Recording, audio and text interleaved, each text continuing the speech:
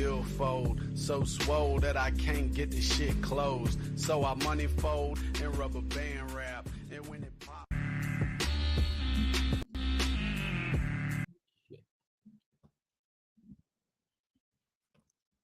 We are live, baby. Welcome to Wrestling with Rip Rogers. Ask Rip Rogers live.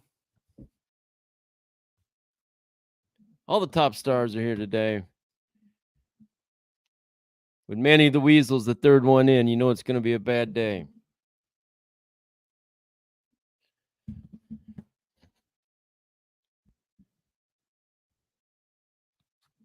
Don't say too much today, Rip. I was just warming up, you know. Oh, yeah. Going into cardiac arrest because say Manny the Weasel's Valverde's on here. Hey, yo, him wanting free. In the microphone, Ripper. Him wanting free publicity because he's lost all this weight. He's a big sex symbol now. He wants to get in that pose down with Eric Jimenez. You know, they both want to have that swinging 3/4 back shot, the lat spread, the most muscular, the double by, the try shot. You know, they're just, you know, teenage boys growing up, you know. T Weasel in the house, Medium 5 in the house, thumbnails of Briscoe Funny's head. Well, yeah, I mean, I'm trying to get the live shot of the actual interview. I can't help it. His camera was right on his face. You're the media guy. You're Media M5. You've been threatening for like a year to help me out with media on this thing. Make a thumbnail for me there, Media M5. Make a thumbnail. All I need to do is get a older picture, I guess, but I wanted to be through the actual thing, and then if I try to make it small, then it's not gonna fill up the thumbnail, and then you're gonna see a little pea head on there. So do the best I can, man. Do the best I can. Frank's Pickle Barrel asked the very first one in here today. Briscoe and One Man Gang was awesome. The older guys, please, let's get History Wrestling out there. P.S. Hogan rules. You killed the you killed the whole comment. You killed the whole thing when you said Hogan rules. So that now you just fucking Jesus. Everything Christ. was great. Yeah. Till the Hogan rules Yeah. part. What are all these Hulk Hogan lies these days, man? They've been coming out like crazy. Just the things. Yeah, that I he's like been where saying. Bruiser Brody was sliced in the throat all of a sudden. I didn't. Is that Hogan? Oh yeah. I didn't hear that one. Yeah. So was he not sliced in the throat? No, he wasn't stabbed in the throat, and then it was. I just started listening. I said, "Oh, they're just ribbing me," and he starts talking. I said, "God damn, that ain't true. That ain't true. That ain't true. That ain't true." Son of a bitch. I can't remember if we talked about it on here now, bringing Simon Cowell over and all that stuff, and Hogan having like a top 10 hit and all this kind of stuff. This one interview he was doing, I know Cornette kind of broke that thing down and said, "What in the is he talking about?" Like he is out there, man. Nothing he's saying right now resembles the truth. Well, he's in the wrestling business.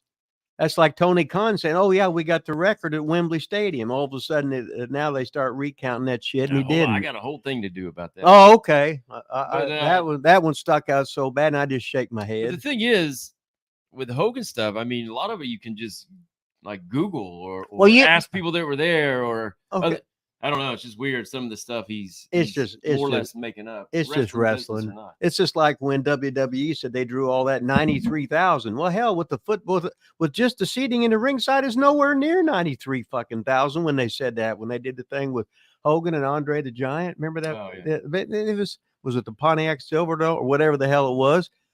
There ain't no way. And we just sit there and laugh at it. You say, "Well, it's just wrestling talk." In wrestling talk, there ain't nothing to fucking truth. As a matter of fact, if you ain't one of the boys, you got to see who can one up you on. If your dick's 6 inches, this guy's a 7, this is 8.5, and that little sumbitch has got a 12.5 on him. Everybody's got to be the best. Hell, if the champ's lying, I guess everything else is. A lot of green people in here. Opinion Haver's in here early. Hello, boys. Concrete time at 12 o'clock today, just for you, Opinion Haver. Never miss a beat every Friday at noon. Talion's in the house. Jeff G's in the house. Bunch of green people. That's awesome. That means they're members. I was trying today to look up the new members. I know we got 2 or 3 new members, and I can never remember how to find them within our own YouTube channel. So I am going to get those done and out here soon. Appreciate every single member that we got out there helping keep this channel alive. Your support means a lot, so appreciate that. Medium 5 says, you want a thumbnail? You got it. All right, well, bring it on, baby. You can do all the thumbnails for all I care. Hygiene's One might be a new listener in the house. What other known liars like Hogan are there? Well, I'm sure there's a lot. I don't know. I mean, I don't know all the truth. As soon as a wrestler opens their goddamn mouth, you know it ain't the fucking truth. Let's just put it that way. What about you, Rip? You lie on here all the time? Well, you're a wrestler. Yeah. That ends up saying something. When some guy's a fucking shits and I say, oh yeah, he's all right, I guess I'm fucking lying. Welcome to Rip Rogers, the liar. Saying he's Rich Rogers live. It's going to be Rip Rogers. That's some bitch. I know you lie to people like about their matches and tell them it's fantastic. That kind of stuff. Well, that's sarcasm. That's a rib. I'm talking about actual wrestling stories and things like that. I got them Little Tokyo. Little Tokyo was no matter what you asked, he'd say it was fantastic. So is that where you got that? Yeah, I stole it from Little Tokyo. Good rib. Maybe Hogan's brains mush. A lot of shots to the head, maybe. He didn't take. Are you fucking kidding? What a fucking powder puff life Hogan's had as far as taking fucking hard hits. Jesus fucking Christ. Look how big the motherfucker is. Look at that fucking huge fucking head to begin with. F-bombs, Rick. None of that. I'm way past 30 fucking seconds. I know, but you still got to we want to get our video out there still. I mean, what video? This video. Oh, okay. This video we're doing right now. All right, I'll just sit here and shut up then. I don't know why it's got to be all or nothing. It's got to be say fuck 9,000 fucking times or none, or you can't talk. Yeah, well, makes no sense. Okay. Oh.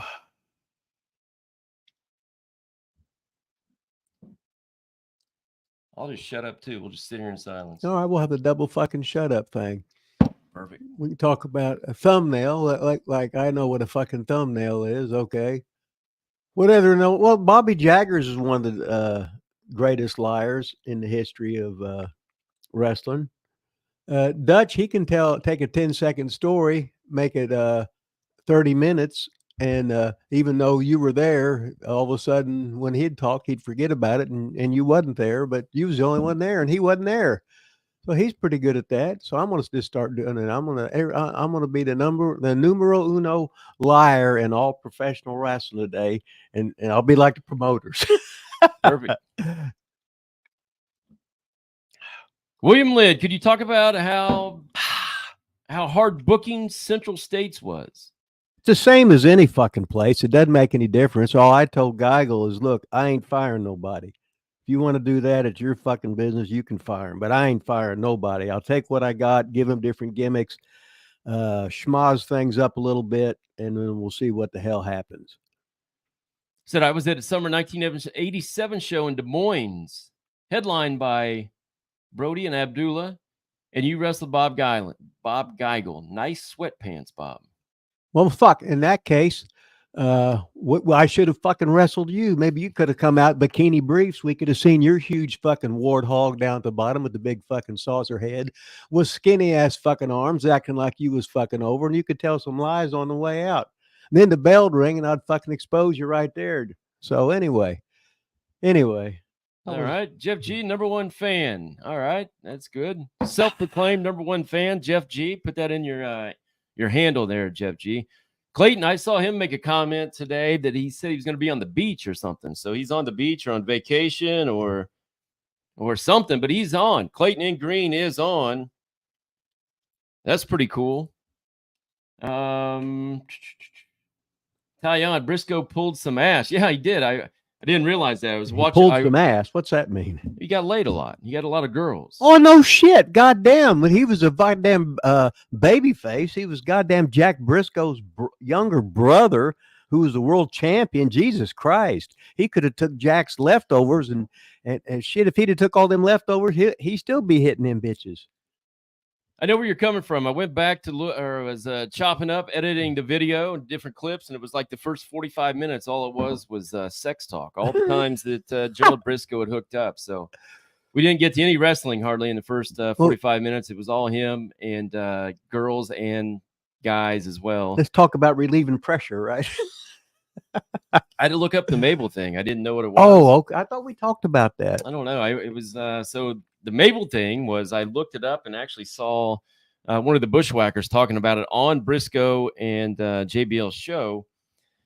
Apparently, correct me if I'm wrong, but apparently what he was saying was it was you hooked up a wrestler with one of the girls and then Right. had a guy come in acting like he was basically the husband or Yeah. whatever, like with a gun or whatever. It'd usually be the big black guy with the big old shotgun, and he'd be shooting, and and the guy'd be taking off running and everything. Sometimes you never see him again. Why was it called Mabel? Hell if I know. Oh, I remember. He said, I think that was always the girl's name. Oh, okay. Like, are you with Mabel? Are you with my Mabel or whatever? They'd always come in, and that was always like the girl's name. Right.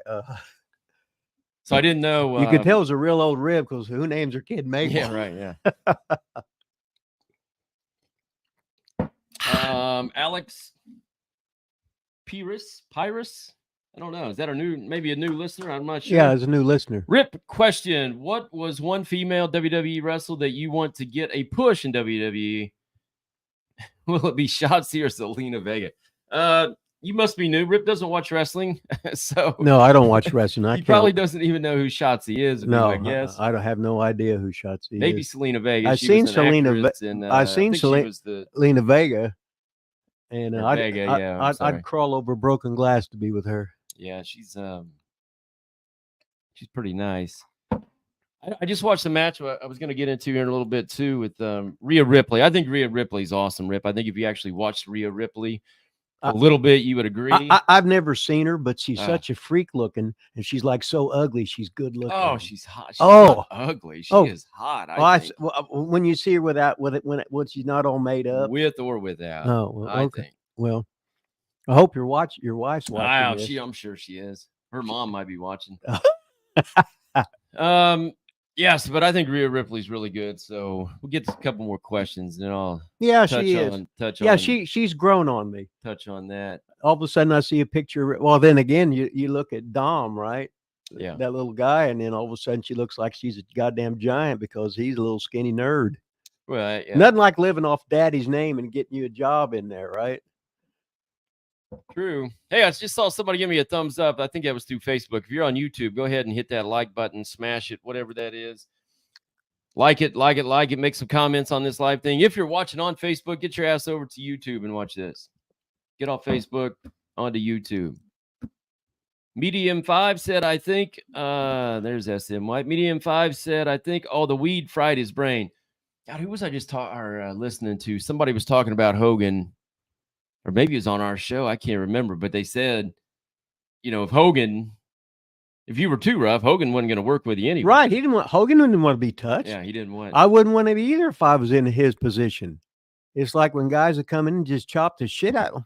Shit, his big thing was tanning and looking good. And fuck, why would I wouldn't get in with Von Lilas if I was the multi-millionaire champion. I'd say, you beat them other guys. I wouldn't work with Gunther. Hell no. I don't. Why would I want to get the shit beat out of me? Yeah, I wouldn't want to work with Gunther. Hell no. Yeah, I'd like to pay to see you and Gunther just beat the shit out of each other. That'd be funny. That'd be cool. I can tell you this. I would not sit there and take 40 of Gunther's chops like they do in AEW and no sell him and give him a turn and me a turn, and him a turn, and me a turn, and me a turn. If Gunther was in AEW, that shit wouldn't be going on. Oh, those guys are so them dumb. Guys, they go, then they slap their leg or they slap themselves or they slap their butt. It's funnier than shit, but it's so fucking embarrassing to be a pro wrestler, knowing what's really going on, and you got those. Oh, I'm not allowed to say this. I can't say this either, or this, and call them idiots. What they are going out there and play wrestling. It's just, that's what it's disgusting.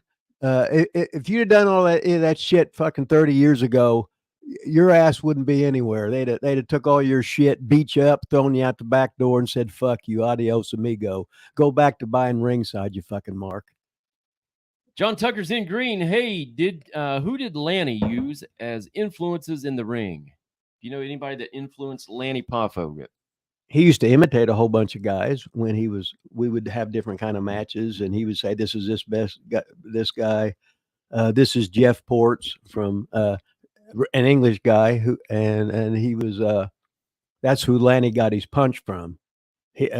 Ports was showing it to him, and he said he ended up being a whole lot better than Ports. He said Jeff had it. He understood it. Lanny didn't understand it.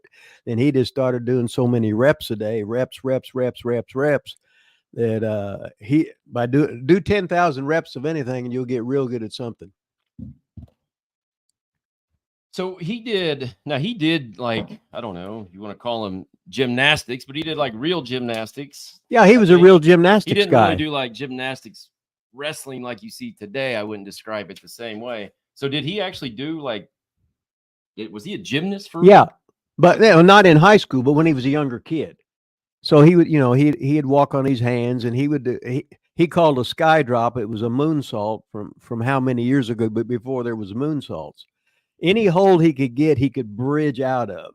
And then he would just do cartwheel. He could do all kinds of shit. As a baby face, when he was younger, he did it. But as he got older, they didn't want that. So he didn't do it anymore. Got it. Just switched from Ben Hameen show. He must just got done. Well, welcome over here, Silver Shark 25. That's cool that you're switching over from Ben Hameen. Ben Hameen's one of the guys. It was we had it at OVW, and he had that evil team of well, I'm going Khalil, but I can't. I was trying to. The Akbar. Yeah, the Akbars. But I was ready to call them by their real name, so I said, well, I didn't want to do that. So. What was Khalil's? Ali and something Akbar. They were both Akbars. Yeah, right? they were both Akbars. And then Akbar was from the real Akbar. Little Jimmy Weaver from Dallas, the little fullback from Midland High. Ben Hameen, I was on his show Monday. Was it last Monday? Last Monday. I was on his show last Monday. Ben Hameen is the one responsible getting this whole Rip Rogers thing started. So you can either thank him or blame him. I'm not sure which one yet. One of the two. Well, one or the other. What the hell, right? SM White with the donation today. Really appreciate it. All right. White, second coming back. Needed that. Again, give us a little $4.99 Taco Bell box. Also, SM White, every single time, you can count on SM White, the second, to comment on almost every single YouTube video that I put out there. And that really helps. So we really need to keep going because our views, to be honest, have been a little low as of late. So we need to get that shit going again. Well, I guess I should pull my pants off and striptease here and put that big long sausage. That'd be even probably worse. Worse, okay. I guess so. All right. What the hell? Dave Meltzer is a liar. Okay. Well, what? Well, yeah. Well, who didn't know that? So, okay. First of all, Dave Meltzer. Okay. That'd be like me grading an NBA game. Oh, this is a 5-star fucking match. It's his goddamn criteria. A 5-star match.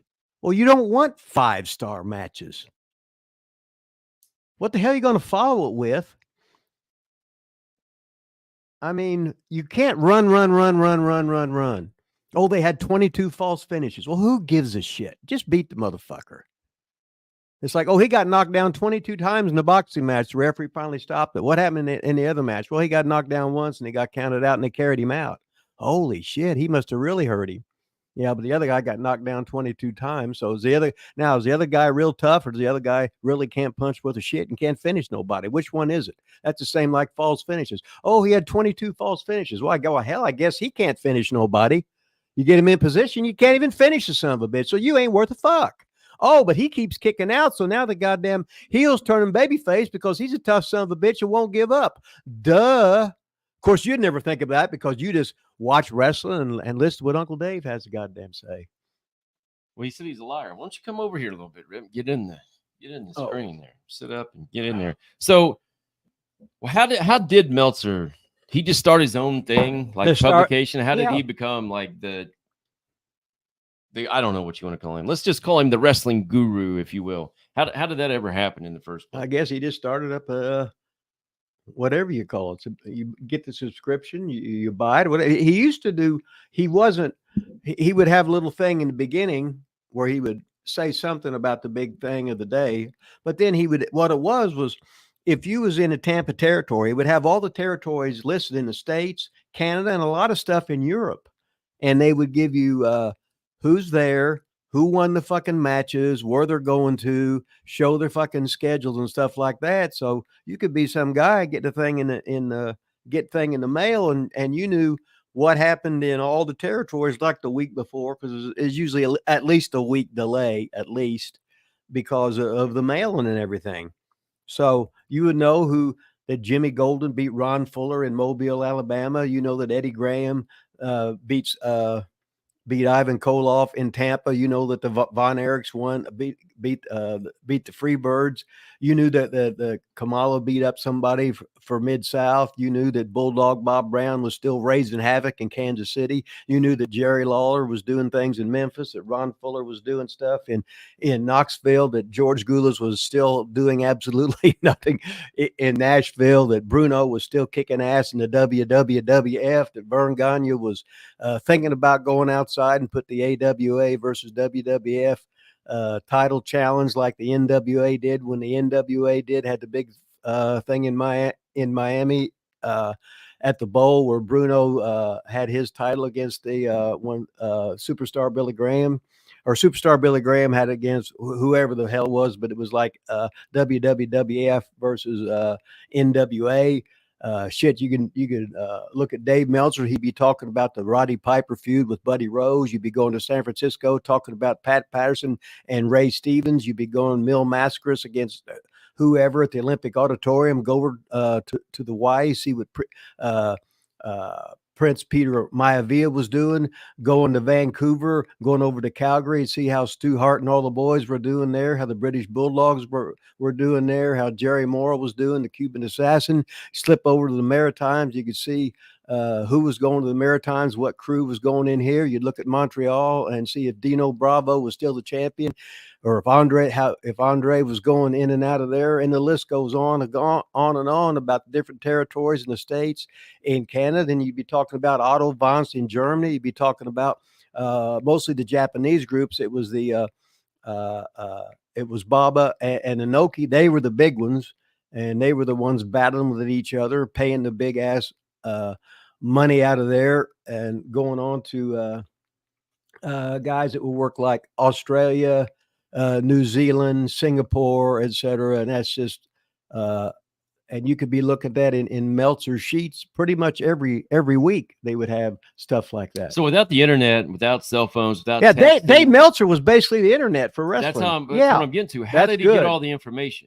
He would have I called them stooges, but there would be guys calling him up or mailing it to him or whatever. Here's the results from Nashville. Here's the results from Memphis, from the different territories. It'd be like somebody was going, down at Ron Fuller in Southeastern. Well, this is what happened in Mobile. This is what happened. Guys everywhere. Yeah, Pensacola. This is what happened in Dothan. You already went through all those places. No, I was talking about how to do it individually. Right, but that's what I'm saying. He just had guys then that would call in. Right. Call or write. You know how you ever got those stooges in the first place? No. Like, how does one guy without the internet, without a cell phone, without texting, without email? You start out with word of mouth. How do you ever get all those stooges in place each territory? It took years then to report back. It took years to get one. Yeah. Yeah. A lot of time the Rats would be doing it. Oh, yeah. Uh-huh. Have you ever met Dave Meltzer? God, I'm trying to think. I can't remember. Do you know if Dave Meltzer ever had a wrestling match? I don't think he has. But hey, I'll tell you about Meltzer now. He was a skinny nerd. He's jacked. Now he's jacked. So, but then again, our old buddy Chico Alvarez works out there with him. How did he get in with Meltzer? Well, how he got in with Meltzer, I don't know, but he was trained by Buddy Wayne at the Buddy Wayne Academy, and then he come into OVW and had that match with Man Beast. They went the whole TV show, and they'd never seen each other before. So me and Midget taught the same shit, same style. So all of a sudden they had basically an hour Broadway. As soon as the thing opened, ding, and they had a finish at the end, or they did, and whatever the hell it was. I think Chico out. Did Chico win it? I can't remember what the hell think it was- happened. But anyway, but we're talking about Meltzer. yeah, okay. Like, you don't know if he was how they got in Don't together know. or whatever. I guess he was like the world's biggest fan, right? Just loved wrestling, started doing something, and then added stuff to it, and he's made a nice living out of it. And he's like the guru. Unfortunately, when you're the guru, your head gets inflated a lot of times, and you start. But then again, I'd be doing the same thing. If I was the head honcho, I'd push the guys I liked. And if somebody else was great and I didn't want them to be great, I'd act like they didn't exist. What the fuck, right? That's being a human. Medium 5 says the Jerry and Rip video interview was one of the best I've ever seen, no matter who hosted it. Thanks, man. Both are incredibly genuine. Hope the next, if Rip chooses to another, is the same. No matter who hosted it. Is that a knock on me, Medium 5, even though I was the mediator, the host between Jerry and Rip, that it was still good? Is that what he's saying, Rip? I don't know what he's saying, man. You know, media. I hardly even talked in that interview. Well, that's what a good announcer does. He gives it to you ask one question and you give it to your guest, because the people want to see the guests. They don't give a shit about the announcers. Yeah, somebody commented on the right. We had one bad comment on One Man Gang, and they said One Man Gang talked too much. He didn't let them ask any questions. He talked 3 hours or whatever, right? He was on. Well, hell, that's what you're there for. You want to hear these guys. Rip, do you remember the Krispy Kreme story with Big Show at OVW? No. Wonder if it was on the new. He probably ate a whole bunch of donuts and stuff, and then I worked him out. Then he'd be puking in the bucket. That might have been it. Because he would eat immense quantities of food, and I'd just shake my head, and then they'd have to get the bucket out for him, because I'd push him like anybody else. And then when you're twice as big, goddamn, you're going to get twice as fucking tired. Saint in the house said, "Hey boys, It's Surf might be new here too. WWE top releases today or tomorrow. No idea what all that says. Don't know what that means." Randy and Lanny Train, crazy as it sounds, I must be off. Silver Shark 25 says thoughts on Timmy Baltimore. Watched him commentate Renee's match on his channel. Way better than AI robot commentators. Let me tell you about Timmy fucking Baltimore. When we was doing DCW at OVW, right? I never gave Timmy a fucking format. I didn't tell him what to fucking say. I said, "Here, Timmy, just fucking do it the way only you can fucking do it." That's how good fucking Timmy Baltimore was. Here we go. I don't know if It's Surf must be just plugging something. I think it's a spammer. I think we need to get rid of him. Top release today, tomorrow, more stuff. I think they're spamming us, it looks like. Put that person in timeout. Sorry if I'm wrong, but Rip is on a roll. Yeah, it's on a roll. Hope we stay on YouTube. Well, I had to get Meltzer started as a journalist in 1982. He started the newsletter for fans to keep up wrestling regions, wonder where, blah, blah, blah. Yeah, I'm still up here, Rip. Oh, okay. I didn't know if you. Thanks for the Mil Mascaras shout out. Yeah, I work with. I live in Mexico. Another worldwide, Rip. We got people all over the place. Now we got somebody in Mexico. Yeah, I work with Mil Mascaras. I remember the Von Erichs brought me in to do the the 4th of July spectacular in Fort Wayne to work with Mil Mascaras, because they needed somebody to work with him, because nobody wanted to work with him because he's sort of a prima donna. But what the hell? That's just goddamn Mil, right? He's still old and he's still fucking jacked for whatever. And he was easy in the ring. You just knew that you would attempt to get heat, and he was going to he'll register. It was hard to register when you had a mask on. He'd just shake his head like this a little bit, no matter what. But you'd make a lot of money working with him. So what the hell? He didn't hurt you, and that's all that mattered. Opinion Haber said Alvarez and Man Beast was a Broadway.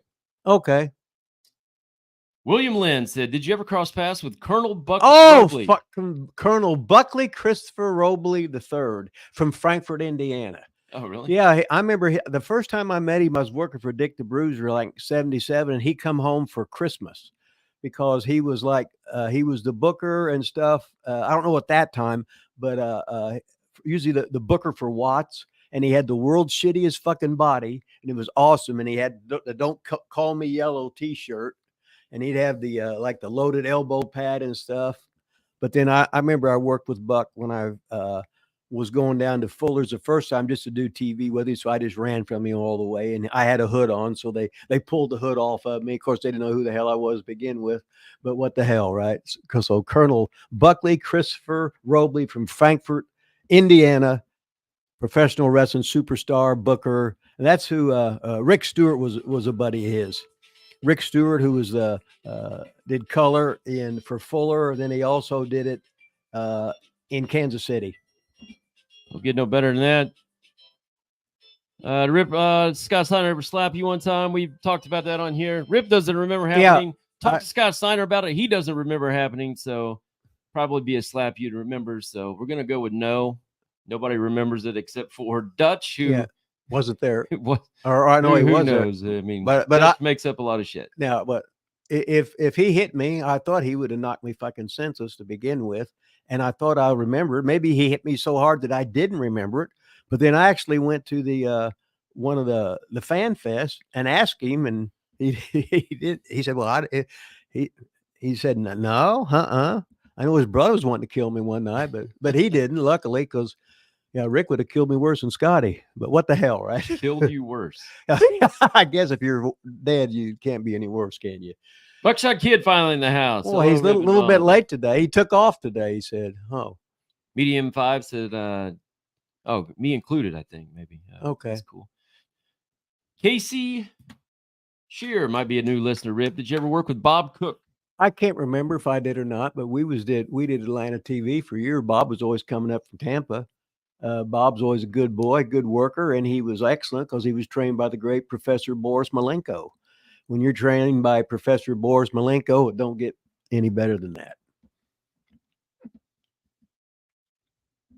Let's see. John Tucker, a little $2 donation here at the show. Andy's in green, so shit. John Tucker's double dipping. Yeah, man. He's double. Okay. Double dipping. We really appreciate it. How did you handle fan mail back in the day, Rip? Did you get much fan mail? Oh, hell no. I was a heel to begin with, and then usually they wouldn't like every territory was different. Like it's ICW, we had a PO box but that was just for sponsors wanting to run shows and stuff. So actual fan mail, maybe the baby faces got them. I don't know, but the heels, we didn't get any. I would assume that the baby faces got fan mail, pictures sent to them, autographs sent back, things like that. Maybe some money as well. Probably some hot. So do you think they just set up PO boxes? Bitches, like and show them the titty shots and everything, and bean shots and stuff like that. I don't know about that, but I also I feel like, did they not give PO boxes sometimes in the backs of the pro wrestling magazines? Like they probably did, like fan club. They probably addresses did. And things like that. Yeah, because remember the back of the best thing about wrestling magazines, you'd have the karate kung fu guy with the mask on, had it for $9.99. They'd teach you how to kill people.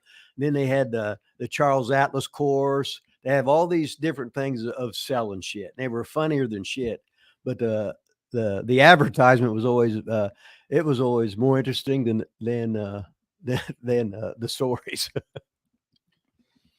Just Lift said, "Love the show. Are either you a fan of UFC? If so, some of your favorite fighters?" I only watched it when Lesnar and CM Punk fought. I didn't really. I don't watch it. No. Well, if you was like if Punk or if Brock was in there, that would be something I would like to see.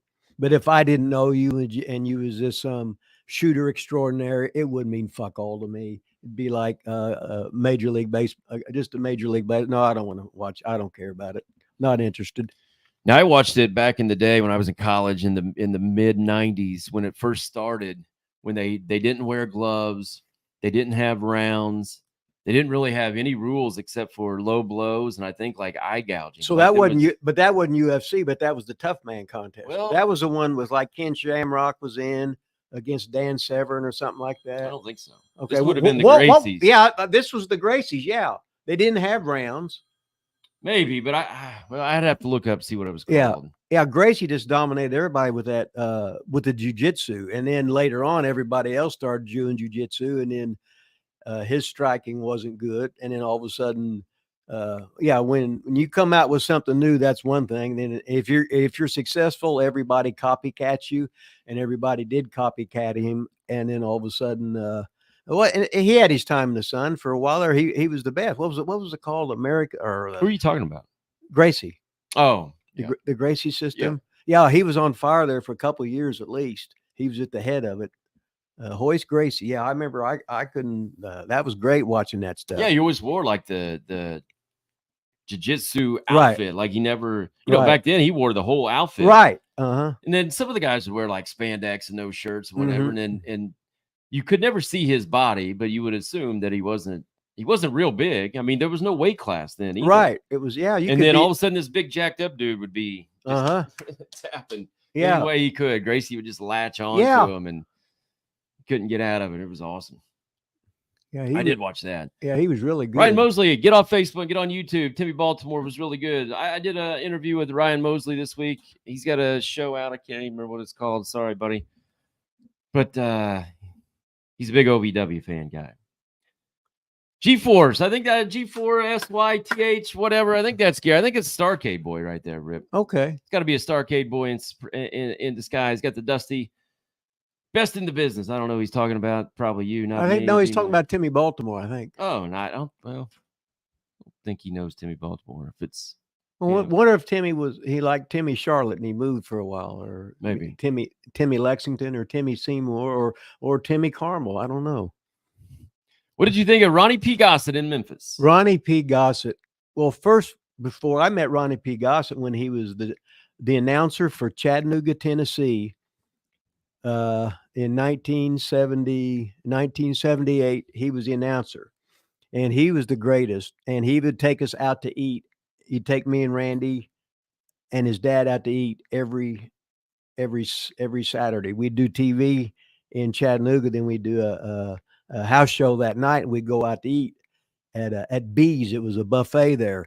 I remember one time I'd reach into my pocket to get my money, and it was gone.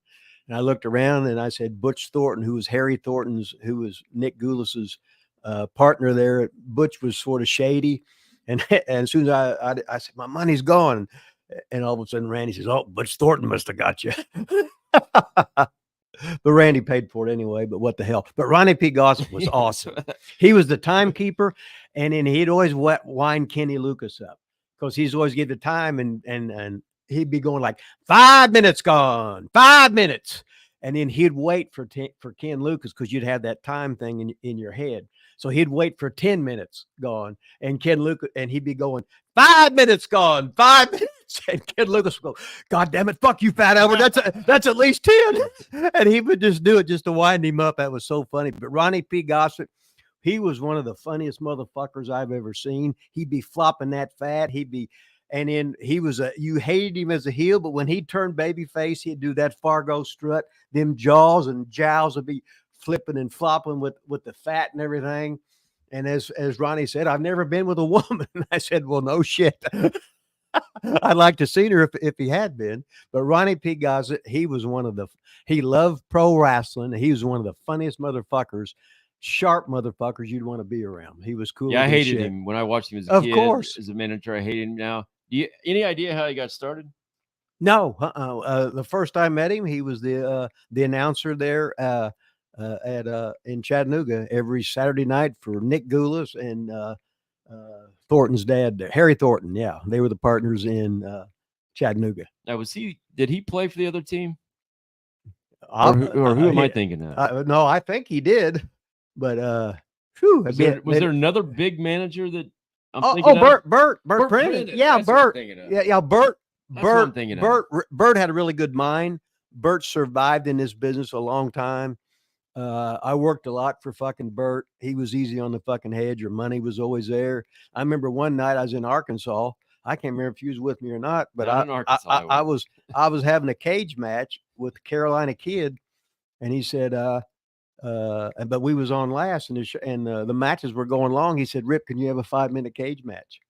I said, sure. If that's that was the Colorado Kid. Or maybe, yeah, I think it was. I think he was. Yeah, Colorado Kid. So he says, he goes, after 10 o'clock, they charge us more money. I said, okay, I'll have it. So I had the clock on the wall. So 9:59, I was out of there. So he said, okay, thank you. So did Bert Prentice and Ronnie P. Gossett, did they look alike at all, or just both big? Well, when they were both big, both about the same age, and had the big jowls and not much hair on top. Yeah, I guess they did sort of look alike. Yeah. I have to go back and look, but that's who I was thinking of. But I do remember. I do Yeah. remember both. Yeah, that Ronnie P. Gossett, when he'd do that fucking Fargo strut, Jesus Christ, as a baby face, you just start fucking laughing. He was funnier than shit. Fucking jaws be bouncing up and down. I've got a new member here, Rip. Casey Shear. I don't know All if I'm saying right, it Casey. Shear, welcome. YouTube membership. Yeah, everybody's calling. Must be the bill collectors. If you want to become a member, just go to where you subscribe. Hit those notifications so you get notified. That's what we need. We need to get notifications turned on YouTube and in your phone settings both. YouTube, phone settings both. So every time we put a video out, you guys get notified that we have a video out. And then if you want to become a member here like Casey, you can just go down and pick one of those memberships out. And that brings me to my next point, Rip. Don't know how I did that. My next point. So if you are a member, I put the next day, it might have been the night of, the entire Gerald Briscoe interview instantly. I put it up for you members so you don't have to wait. You don't have to watch all these clips one by one. I didn't even hardly edit anything out. The whole first beginning of it, when we're just sitting there shooting the shit before we even started, it's on there. Everything is on there. I think every single member has watched it. You know what's crazy, Rip? Is somebody, it could have been an accident. I'm not gonna get too upset right now. It could have been an accident. Somebody that's a member of our channel watched that interview and gave it a thumbs down, Rip. They did? They didn't like it, huh? Well, can't please everybody. When you got a buffet out, I've seen people say, "Oh, there's nothing to eat," and I've heard people say, "You got a TV with how many channels?" And all of a sudden, well, there ain't nothing on TV. So I don't know. I don't know how a member of this channel, Wrestling with Rip Rogers, could possibly thumbs down Gerald Briscoe. That's just my opinion. Only if they was a youngster and didn't know anything. If they only knew today's wrestling, put it that way. I would say most of our members are old. Real old. Okay. Rip, what was Jim's vision of Smoky Mountain? Curious, considering disappointment of WCW. Any idea of Jim's vision? I mean, vision? Well, there wasn't. See, you got to remember, the area he was in was basically Fuller's old Knoxville territory in Southeastern, and it was a real good territory at one time. And they had weekly towns in Knoxville and Johnson City. Then they run spot shows all throughout Eastern Kentucky, Eastern Tennessee, and parts of Virginia, and maybe West Virginia, certain places, depends what TV market you had. But Cornette was looking at, well, I just want to run like on the weekends, like Friday or Thursday, Friday, Saturday, or Friday, Saturday, Sunday, whatever it was, because it was hard to run Monday, Tuesdays, and Wednesdays and Thursdays anyway, because usually you had school there, which limited. It's harder to promote them because the show's got to end earlier, et cetera. And hell, if my parents, they wouldn't have let me go out on a weeknight if wrestling come to town, because I had school the next day and guys had and work. So on the weekends, usually that's where you do your family stuff, your picnics, going to this ball game, etc. Anyway, you're giving me the chuckle, like, okay. Well, I don't get. I mean, everybody's got school. When we did over OVW TV Wednesday nights, people had school the next day. I mean, yeah, okay. And people could have taken family time in Louisville too, right? And if we would have had it on weekends, it'd have been better. TV? Yeah. Are you talking TV or spot shows? Well, it's like a lot of times years ago, you see studio wrestling shit. There wouldn't be shit there for anybody because they would do a whole bunch of tapes on one night, and you'd have to be there too late. So they didn't want the kids there because it was be too late, and you didn't want to stay that long because you had to go to work the next day. So you just didn't go. It's always better to promote on weekends. The first thing we wanted when we was promoting in ICW, Friday, Saturday, and Sunday. If you do Friday, Saturday, and Sunday, if you get those booked first, you can fill in the other ones because the weekdays are not going to be as good. Got it. Look at this shit, Rib. What is We're it? rich. Holy shit. William Lynn just threw in a big one, baby.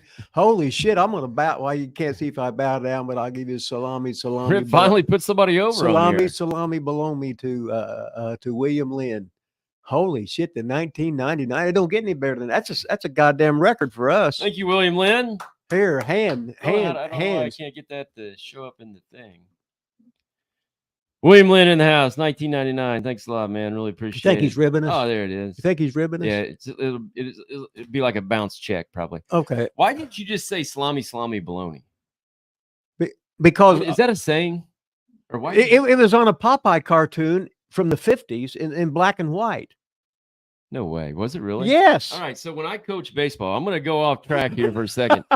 When I coached baseball, my first year as an assistant coach, we had this little foreign kid as the I think he was like a Pakistani or whatever, was our manager. This little freshman kid. He was the manager. So he used to walk his cat on a leash. So Holy the shit. head coach sent him one day at practice over to like the convenience store to get us some drinks, some Gatorades or whatever. Okay.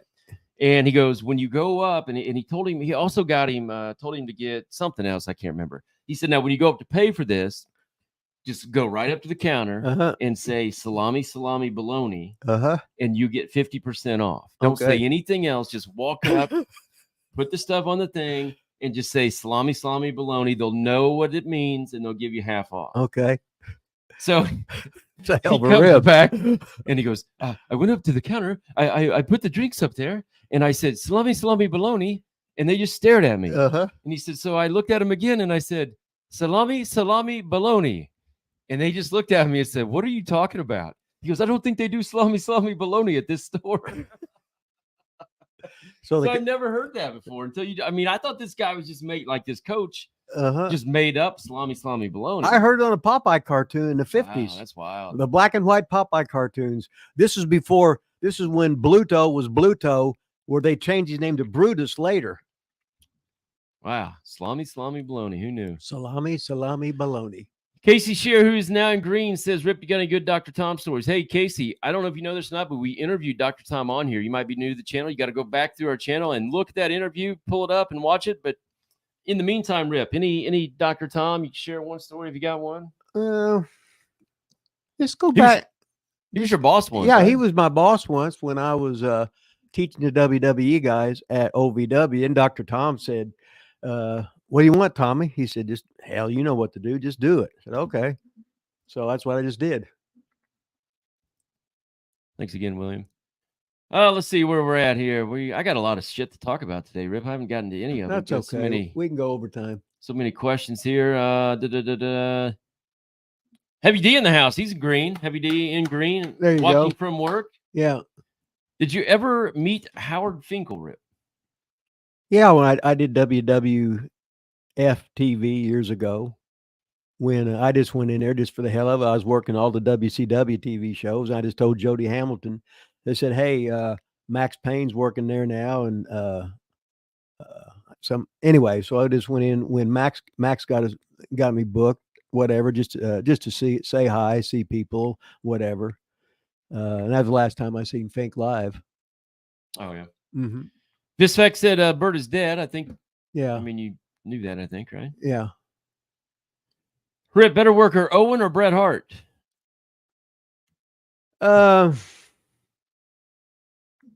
It had to be Bret. Bret knew how to work as a champion, and he was older. And Owen died at a young age, but Owen was basically I want to get my shit in guy. Where Bret had been heel, he had been babyface. He knew the hardest thing in wrestling is to slow down. Yeah. And Bret knew how to slow down. Where Owen was funnier, had more personality, he could do more shit, but Bret was like serious, and you took him serious.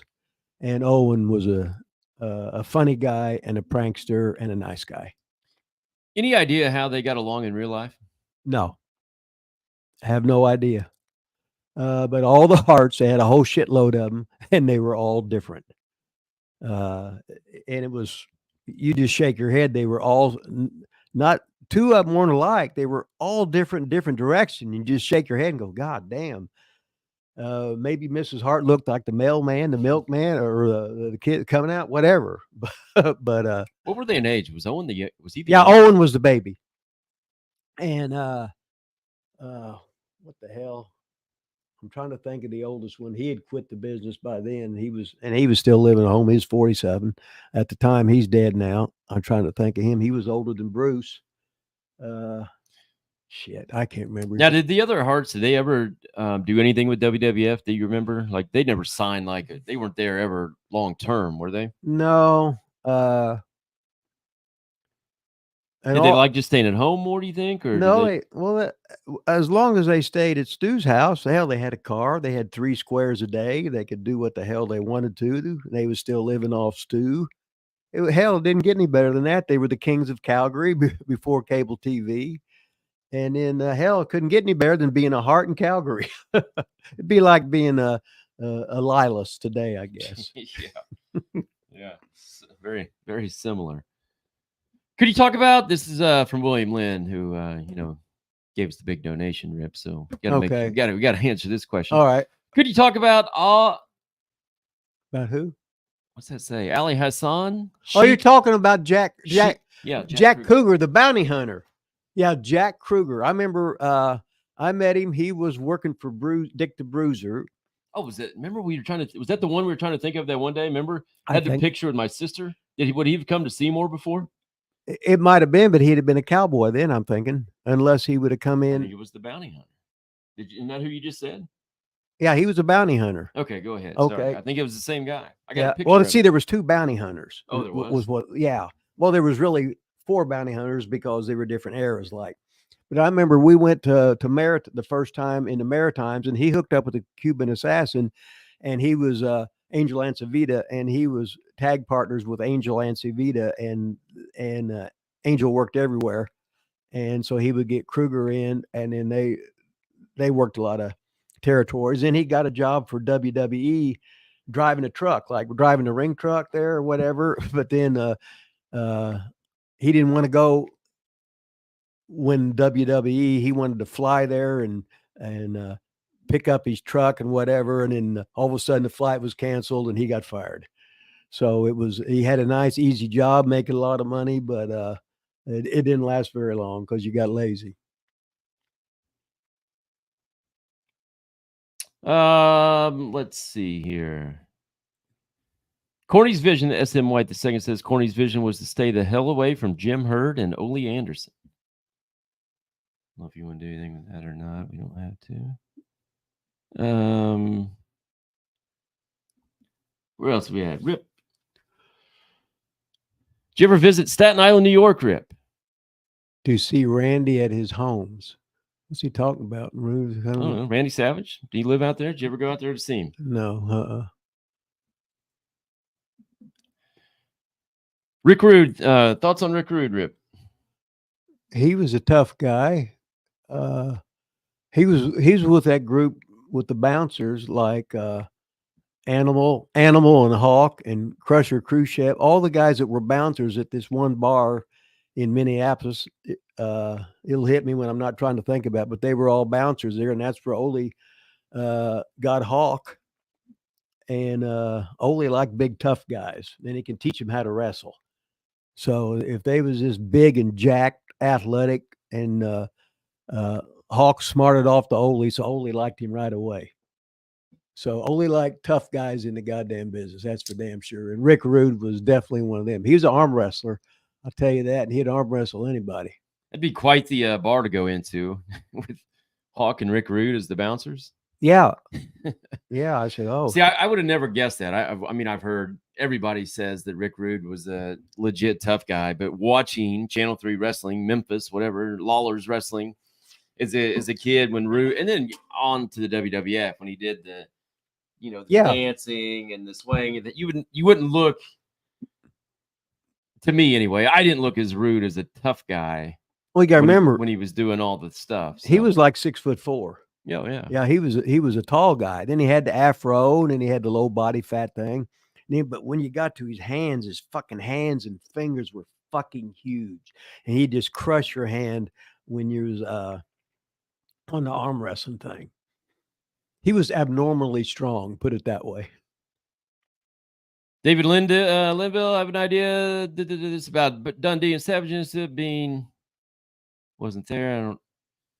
You should have a roundtable discussion with those people like Dutch Mantel, etc. I think it'd be cool. I think some of them did a roundtable on that Legends of Memphis or whatever that thing was called. I know something's been done. I can't remember if Dutch was on it or not. Yeah, a lot of roundtables. They say just go with the flow. Don't contradict something, because then people won't believe none of us. You know what I mean? So a lot of times a guy will just go on live, and a guy will say, okay, then they'll ask me, and I'll just say the same thing. Yeah, because that's what they want, because they're paying you. So what the hell, right? Rip, when you work in Japan, how do you go over matches if you don't speak Japanese and they don't speak English? Never went over matches. How do you call it in the ring then? A lot of stuff you don't. But a lot of stuff is like, if you listen to the Japanese announcer, you would hear suplexo. They would take American terms. So arm drag, body slam. They copied. So they would know those words. Yes, those words. So see. all you had to do is. I was thinking you were listening to them to call your spots for you. No, if you'd want to say something, if I was working with somebody, I'd say or slam. Slammo. Okay, yeah. Suplexo. Backdropo. Everything was with the O on it. So you could go out there and you just worked and you sold each other. Brad Inlow might be new in the house. All right. Maybe. Said, what's up from Harlan, Kentucky? Is that like Harlem, Rip, you think? Harlan, it's yeah. the Harlem of Kentucky. No, Harlan, Kentucky. I know, Harlem. I'm making a joke, Rip. Oh, okay. It's a joke. Okay. I make jokes sometimes, and y'all, Netflix kind of made us get a little shine, even though Matt Jones roasted Harlan. Well, I don't know who Matt Jones is anyway, but Harlan at one time was really hot. Fuller, everybody in Eastern Kentucky would drive to Harlan every other Saturday to watch Southeastern wrestling, and Fuller made that a hotbed. And people would go nuts. They'd go crazy there. And it was a great wrestling area off that strong Knoxville TV, and they had the Hazard TV right there. But that was like what Smoky Mountain was trying to bring back. But by then they'd had a glut of wrestling on cable. When it was the only show in town, holy shit, I can't wait to go to wrestling. And now you can, well, hell, there's 90. This is just an exaggeration. Oh, there's 92 hours. I'm sick of wrestling. God damn, I'm watching AEW 3 nights a week. I'm watching how many hours of WWE, and the shows are too long. And when you have that 1 hour of wrestling on TV, like when I'd have to set the antenna to watch Dick the Bruiser, and all of a sudden, oh my God, I can't believe it's over. And now, we got 3 hours. So sit back. Don't worry. You'll be bored shitless because it's too much. Yeah, Channel 3 wrestling on Saturday mornings, man. That hour would just go so fast, and then they'd go off the air like in the middle of a beat down or a match. Holy shit, I wish I was there. Yeah. So now just think about it. I mean, WWE, counting NXT, is on Mondays, Tuesdays, Fridays. AEW then is on Wednesday, Friday, Saturday. So one similar night, I guess.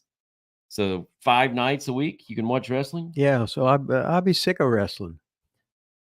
Let's see, Max Payne, Man Mountain Rock. Yeah, Medium 5. Surely you've been around long enough that you've seen the interview. We did interview Max Payne on this channel. Go check it out. John Tucker, who is also in green. All right. Also donated money. John Tucker, I mean, I hate to tell you, don't have to keep giving us money every time you ask a question, but sure you do. We really appreciate it. It's my birthday. Happy birthday, John. All right. Happy birthday. Everybody sing in the chat happy birthday to John. He's Tucker. still 29. Okay. Vaughn reminds me a bit of the Berserker. Ever worked with John Nord? Great. I'm the Berserker, Rip. That's pretty cool. Okay.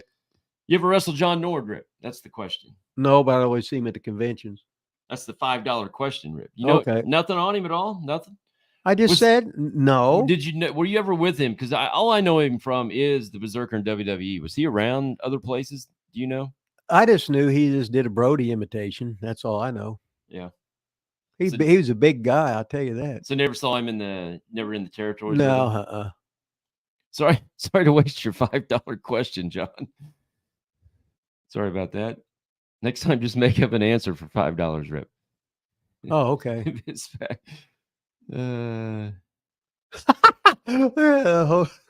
What?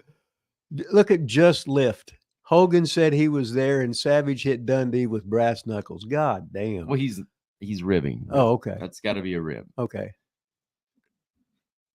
I watched Dundee's version of What Happened to Randy. All right. This stream is the education in life or wrestling all need. Rip is the uncle we always wanted to set us straight. They can go to the strip club. Go to the strip Oh, club. I'll go for that. Thanks for the $5 comment there, Medium 5. Yeah, Kaywood High School, ladies and You gentlemen. need to get off this thing and start making those thumbnails, though, man. Just kidding. Thanks for the donation today. Really appreciate it. You ever heard of Kaywood High School, Rip? Kaywood. Sorry. Yeah, that was a school in Harlan where Fuller wrestled at. Well, had wrestling every Saturday or every other Saturday night at. Opinion Haber said, wasn't Nord the guy who fought Butch Reed and Watts made them fight again to get out of their system? Any recollection of that? I remember that when they went to the room and he said, okay, do whatever you need to do. Then because you're still going to be working with each other. So get it all ironed out so there ain't no problems. I can't remember if it was Nord or not.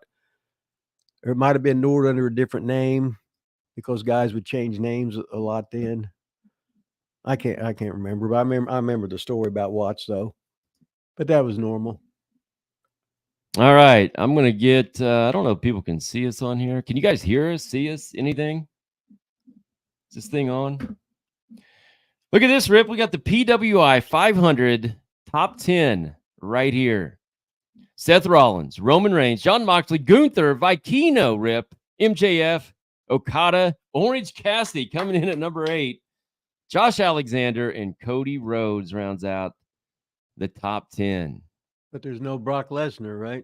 Well, they probably consider, I don't know if he's ranked or not, or if they consider him a part-timer or not. I don't give a shit what you consider him. If you're making more money than anybody in the goddamn world,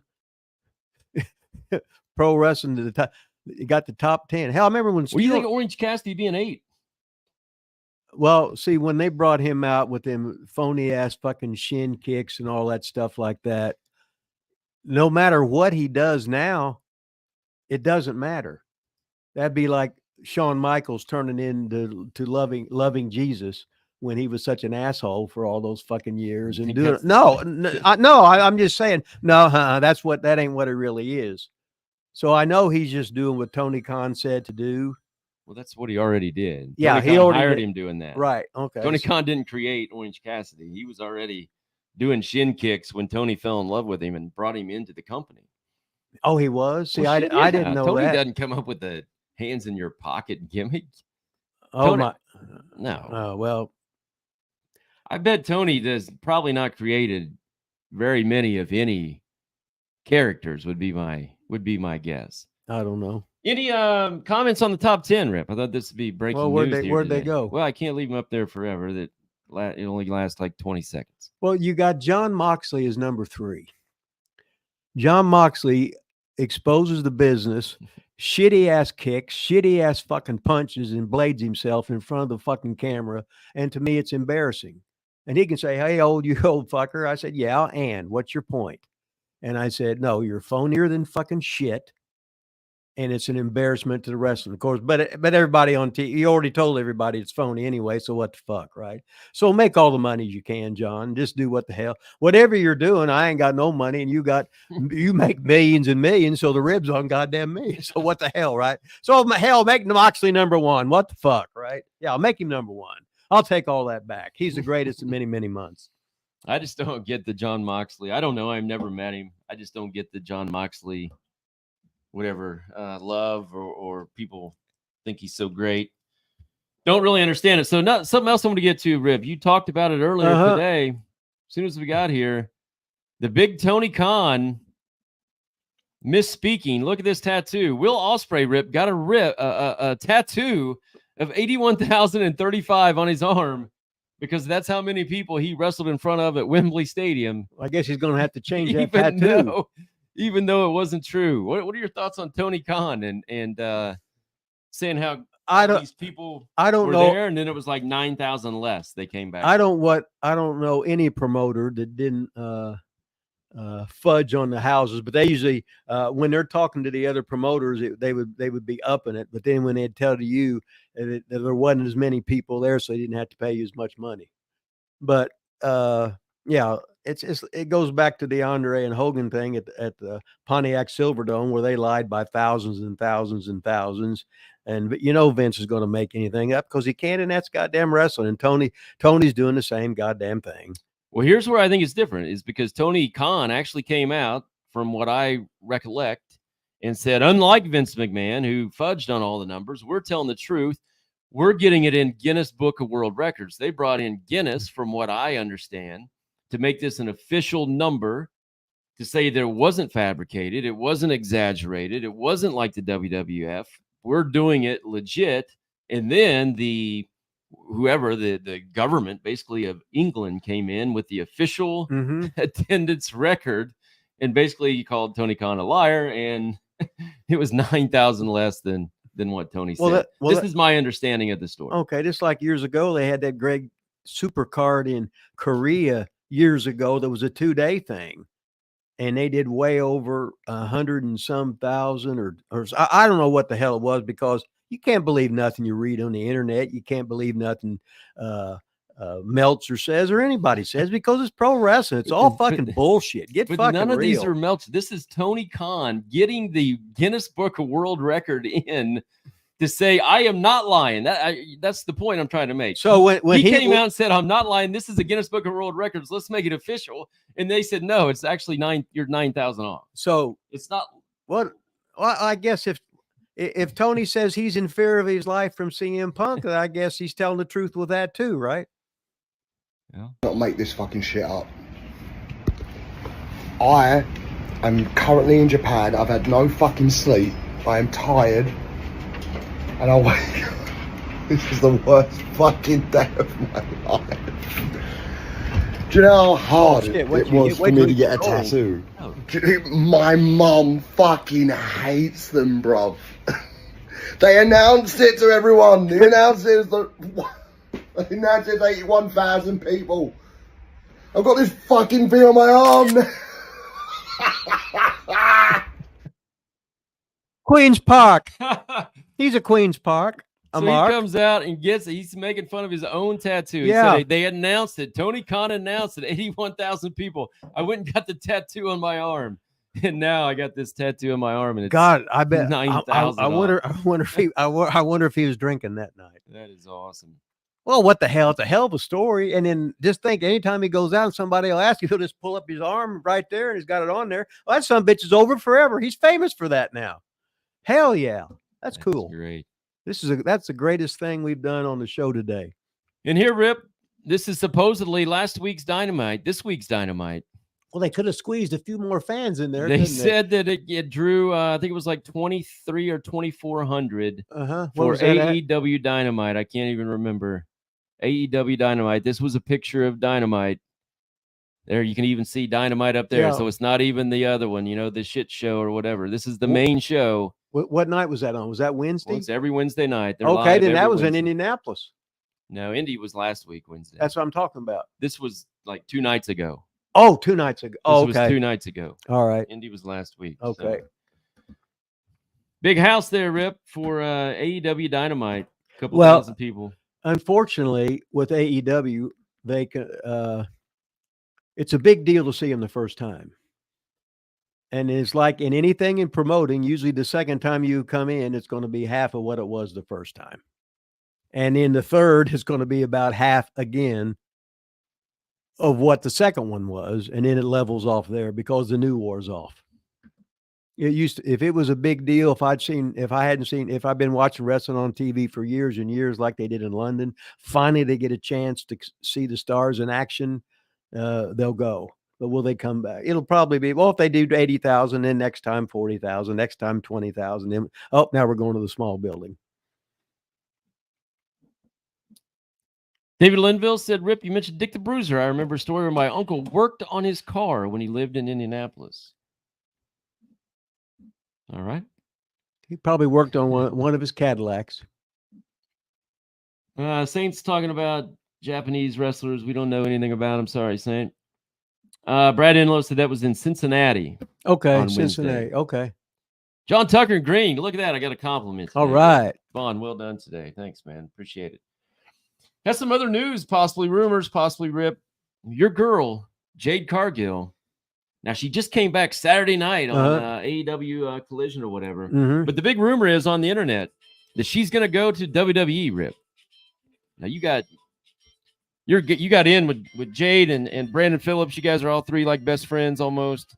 Any inside information on her going to WWE, Rip? Nope. But the goal would be to get to WWE because the other group's AAA compared to WWE. And that's not a knock. You're just you're getting people that have already been to WWE. And no matter what job you got, you get sick of it. And then it's like, just an example is like if Edge had been there for how many years and you've seen his act, Undertaker, no matter who it would be, you've seen their act in WWE. Then they switch over to AEW, and then that's good for a couple times. You go, oh, it's just the same old shit, no matter who they're with. But Jade grew up with WWE, not AEW, so she'd want to be the queen of WWE because that's the ultimate for a girl wrestler. But then again, she should milk AEW for every goddamn dollar she can get because she's still green. She hardly has any matches. So and you get good by working with different girls and having a whole lot of matches.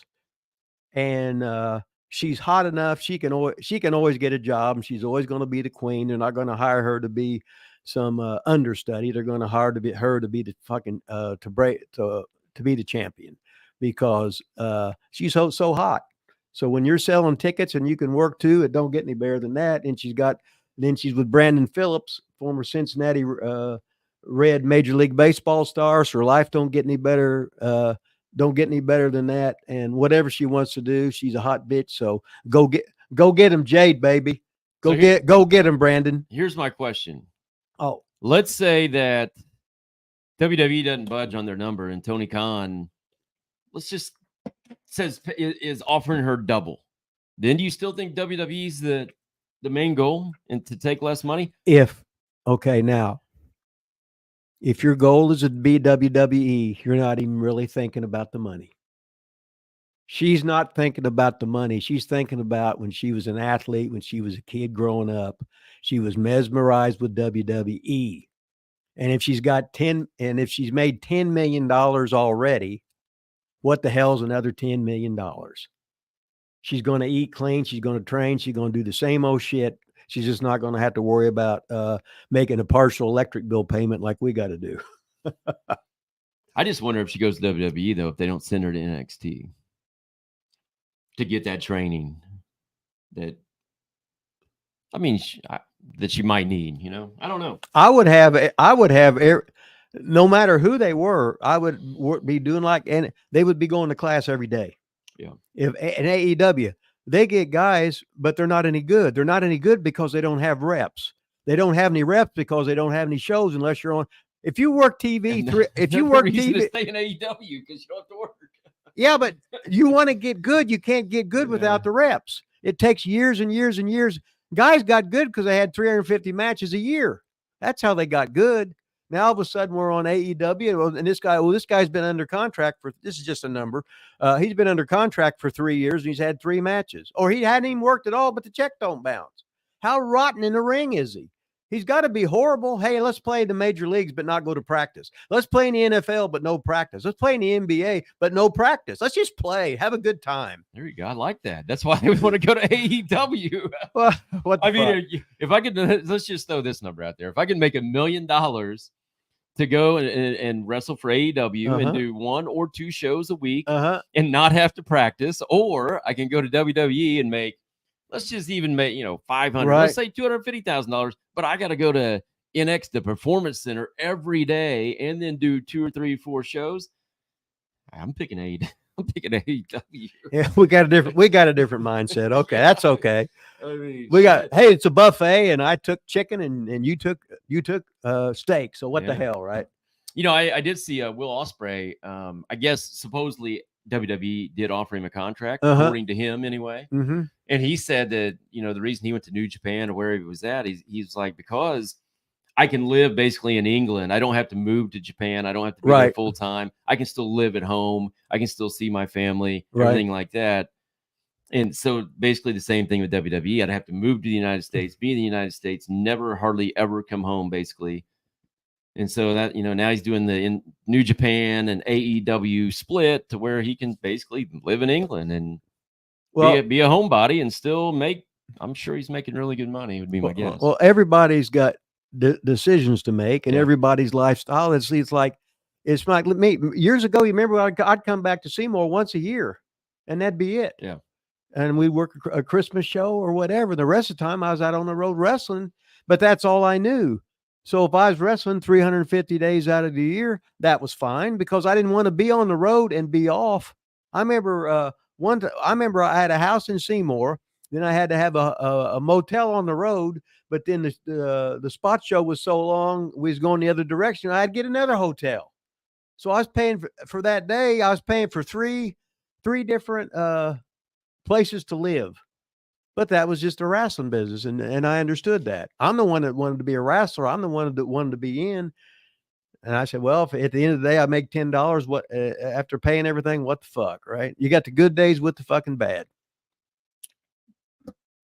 Just Live said, great job today, guys. State said, I'm sorry, a new trampoline pro wrestling promotion, or you guys want to be agents? Yeah, pay me. Yeah, just pay me. I'll be agent for anything. I'll agent anything as well. And I'll just agree with you, whatever you want. How was it? It was the greatest thing I've ever said. Yeah, okay. It's fantastic. Greatest ever. I sure wish I could find our new members. Anybody know how to find members on your own YouTube channel? Or old members. I need to put over our members, and I can't find them. I apologize for that. Got anything to plug today, Rip? Your book? Anybody bought your book lately? Go buy Rip's book. Hell, I can't remember. Need some books. We haven't sold a T-shirt forever either. One last week. I ain't got no money. I know that. Rip's got a couple T-shirts. We got a T-shirt. It's okay. I went to the food bank yesterday. Got some food. There we go. Yeah. Locked and loaded there. Got anything coming up, Rip? Any conventions? No, not right now. 2 weeks I'm supposed to be at Bobby Fulton's in Chillicothe, Ohio. Okay. It's coming up. You know who is getting a lot of TV time lately? And Ring of Honor, AEW, NWA. Oh, Outrunners. Outrunners, baby. Oh, we had to get that in. Turbo and Floyd, the Outrunners. Turbo. There's been a lot of tweets about the Outrunners out there. They're all over the internet. Everybody on this channel, keep supporting the Outrunners. Retweet stuff with the Outrunners. Go follow the Outrunners. Turbo and Floyd. I think their real names are Turbo, Floyd, and Truth Magnum. Go find them on Twitter. Follow. That's the real name, Turbo and Floyd. Right. Retweet all their shit.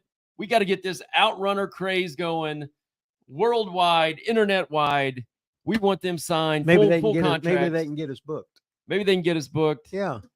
Outrunners, baby. Do everything you can out there in internet land to get the Outrunners over. Hey, Rip, I don't know if I told you. This is a real little, I don't know if I told you, but I don't know if you can see who that guy is up there. That's Pat McAfee. I ran into Pat McAfee a couple weekends ago. He's got the big show now on ESPN, Rip. He's on ESPN. Yeah, I seen him on there yesterday at the gym, and he was talking with whoever the people are on there, but the sound wasn't on, so I said, oh, Pat's on there. Okay, yeah, he got the big deal. Whole shitload of people got fired at ESPN, and he took all the money, and he's laughing. So what the hell, right? Yeah, fired about 70 people so they could bring Pat McAfee in. That's a good choice. What the hell, right? Good Rip there. All right, what else you got today, Rip? Looks like we're about ready to wrap this thing up. We caught up with all the comments that I can see. Well, we miss sometimes because things done. Somebody asked Well, me sometimes when people aren't in green, we don't get them, and so about, get in green, we get. I don't think I missed anybody in green today. it's talking about working with Kenta Kobashi and Tiger Mask and working for All Japan, working for the great Giant Baba. Yeah, I work for them. They just normal guys, just like everybody else. What the hell? Let's see, Kobashi. I'm trying to think. His partner was the one that fucking tested me on this. He was just chopping me real hard, so I just spun the motherfucker around, and chopped the double shit out of him. Because I remember all the Jap boys were out watching, right? Because I was doing the effeminate gimmick there. So I did the effeminate gimmick because they beat me half to goddamn death. So we stopped that. But I was good enough that Baba brought me back to have his last single match he'd ever had in New Japan, in All Japan Pro Wrestling. So what the fuck, right? And he gave me the big ass bonus. And he still kayfabed me on the English. So I remember when he shut the door, talking to Joe Higuchi, all of a sudden he was speaking English, right? All of a sudden I opened the door up. He looked at me. I said, "Don't kayfabe me," and shut the door. And he just fucking laughed.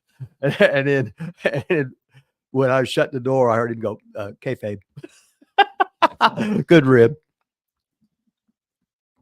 That's awesome. Make sure you like, subscribe, smash, become a member, set your notifications, do everything possible. Share our shit, like it, comment, get those YouTube videos out. Go watch everything we got out with Gerald Briscoe. It's all over the place. Can you do it automatically? Go watch it. It would just roll over and keep giving us fucking clicks. I wish. I don't know if you can or not. Oh, somebody. The King lets his play. He just turns it on TV and lets it play. Okay. Thanks for joining us today. Have a hell of a weekend. Greatest ever. Don't get no better than that. So I money fold and rubber band. Starcade. Starcade, baby.